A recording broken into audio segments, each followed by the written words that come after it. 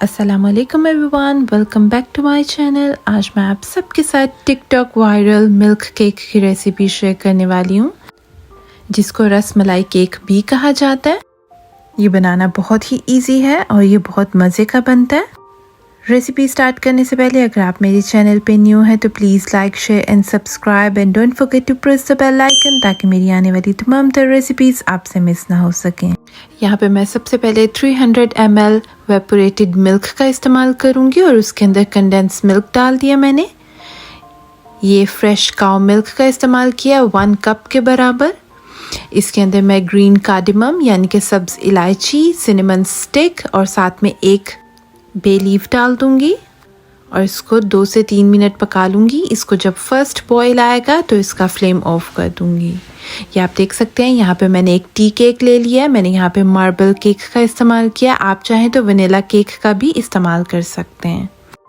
इस tea cake के मैं स्लाइस कर लूँगी नाइफ़ की हेल्प से और फिर एक ट्रे के अंदर मैं इसको अच्छा सा इस तरह करके सेट कर दूँगी। आप देख सकते हैं ये मैंने तमाम तर केक जो है वो अच्छा सा सेट कर लिया है।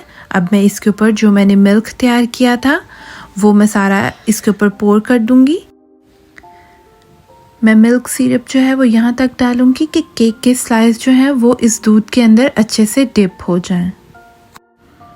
ये आप देख सकते हैं मैंने सारा दूध जो है इसके ऊपर पोर कर दिया है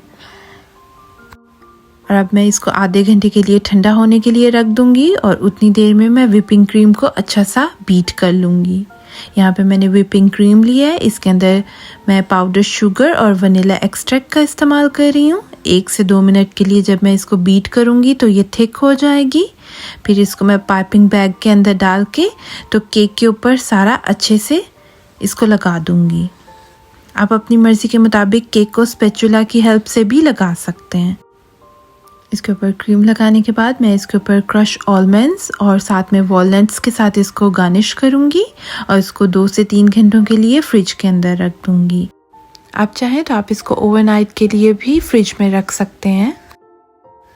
अल्हम्दुलिल्लाह आप देख सकते हैं हमारा रसमलाई केक जो है वो बिल्कुल तैयार हो चुका है। मैं इसको अब गार्निश कर लूँगी आलमंड्स और वॉलनट्स के साथ।